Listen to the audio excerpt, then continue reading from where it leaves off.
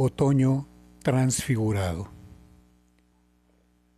Así termina el año, majestuosamente, con áureo vino y frutos de las huertas. Enrededor, los bosques callan admirables, y son los camaradas del solitario. Entonces dice el campesino: está bien, vosotras, largas y suaves campanas del atardecer, dadnos un ánimo alegre hasta el final. Una bandada de pájaros saluda en su viaje. Es el dulce tiempo del amor. En la barca, río abajo, qué hermosas se aparean las imágenes.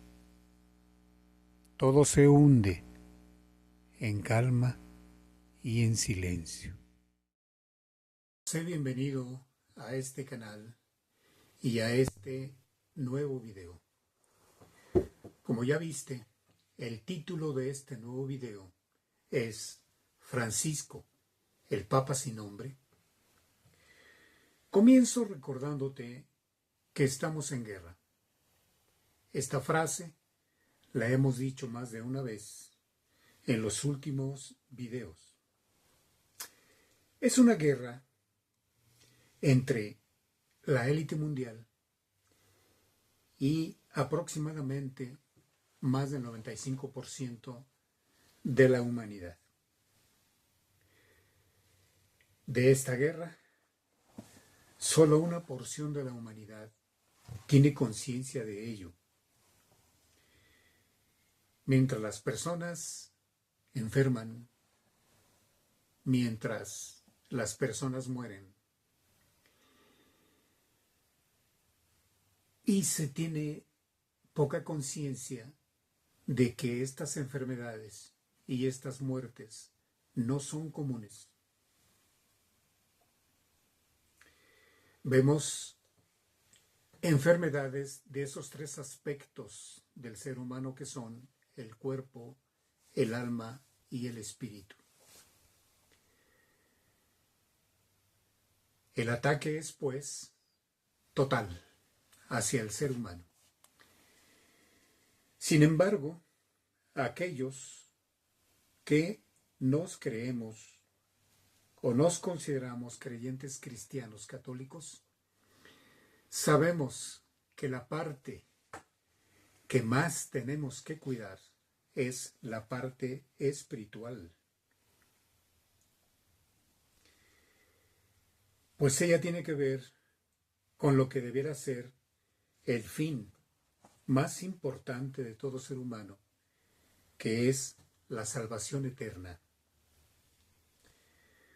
Justamente en la actualidad, el principal objetivo del enemigo es la destrucción del mundo espiritual, la destrucción del aspecto espiritual de todo ser humano. Este es, para la élite, su mayor éxito, la destrucción espiritual del ser humano y dificultar precisamente el propósito fundamental de todo cristiano católico, que es la vida eterna.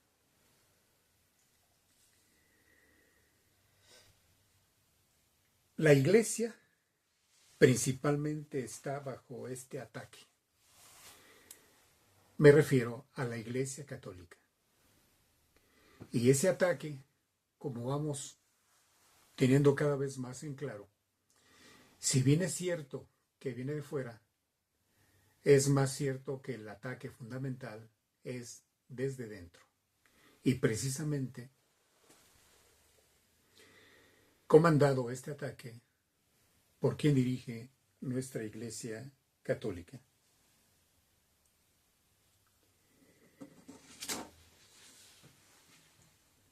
Es común cada vez también que veamos las persecuciones en el mundo de cristianos católicos. Persecución y muerte. Pero también es cada vez más común el hecho de reducir al estado clerical a ciertos sacerdotes, a ciertos obispos y a ciertos cardenales que no simpatizan con estas ideas de cambio, estas ideas progresistas, estas ideas modernas, que son propuestas, que son levantadas, que son impulsadas, principalmente por quien dirige la Iglesia Católica, el Papa Bergoglio. Vemos, pues, que la actitud de esta nueva iglesia, esta iglesia progresista, esta iglesia moderna, obedece más no a Dios, no a Cristo, sino al nuevo orden mundial. Antes de compartirte la reflexión del blog Caminante Wanderer, titulada Francisco, el Papa sin nombre, deseo que escuches los comentarios de un cada vez más conocido filósofo italiano, joven, llamado Diego Fusaro, en una entrevista que le hicieron a propósito de su nuevo libro titulado El fin del cristianismo, la muerte de Dios en tiempos del mercado global y del Papa Francisco. Y la afirmación que recientemente hizo el reconocido cardenal Robert Sara. En cuanto al filósofo italiano Diego Fusaro, en la entrevista dice lo siguiente: analizo en el libro la relación entre capitalismo y religión de trascendencia y llego a la conclusión de que hoy el cristianismo se está evaporando y que la iglesia de Bergoglio representa sustancialmente el momento culminante de esta evaporación. Mientras la iglesia de Ratzinger o el Papa Benedicto XVI había intentado resistir, oponerse, defender las razones de la trascendencia y por lo tanto había entrado en conflicto con la civilización de los mercados, la iglesia de Bergoglio es cristianismo evaporador. Es el pensamiento único de la globalización puesto en teología. En otro momento de la entrevista, sigue diciendo el filósofo italiano Diego Fusaro: en Ratzinger encontramos continuamente referenciada la trascendencia, lo eterno, la apertura hacia el espíritu, hacia dimensiones más altas.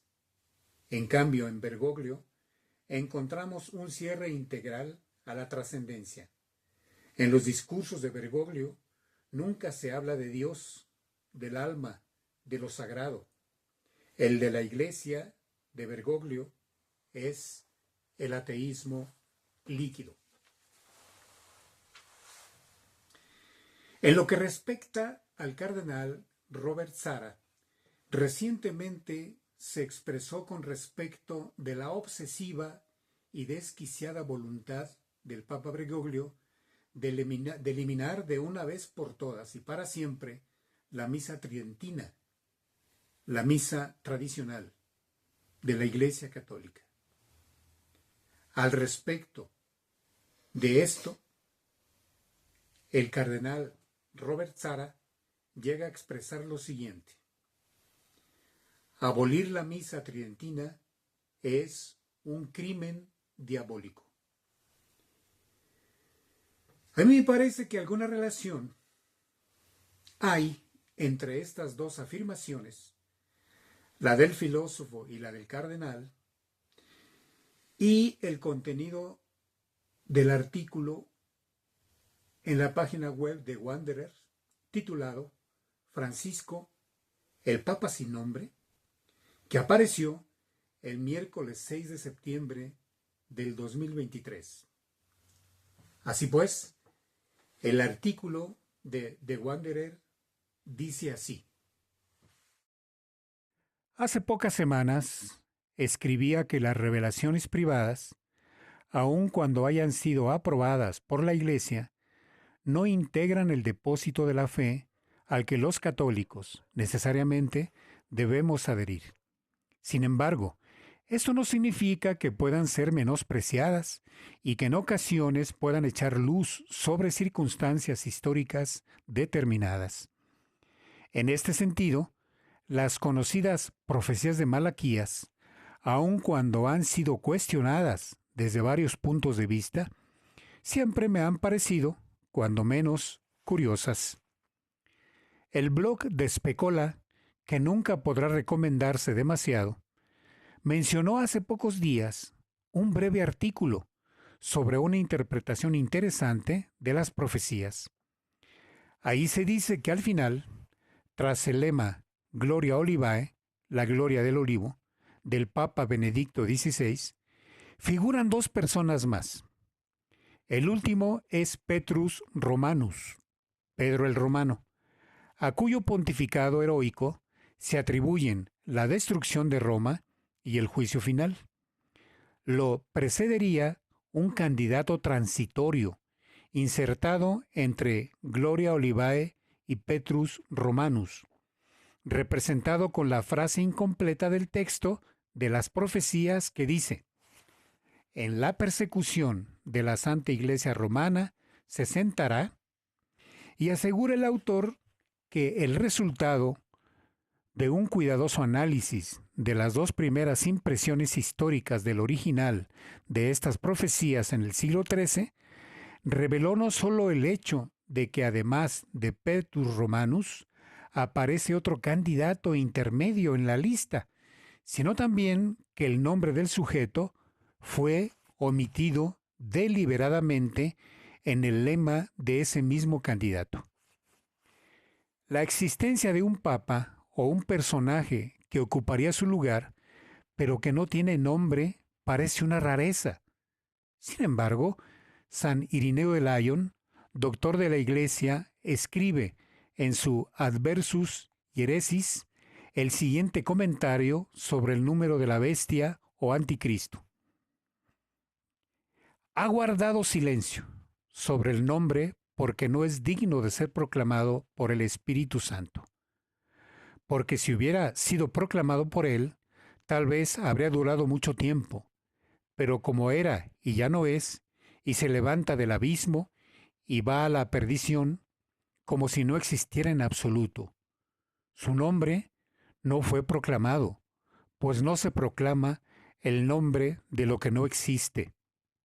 Este personaje es tan terrible y tan horrible, tan malvado y tan grotesco, que no merece siquiera ser nombrado.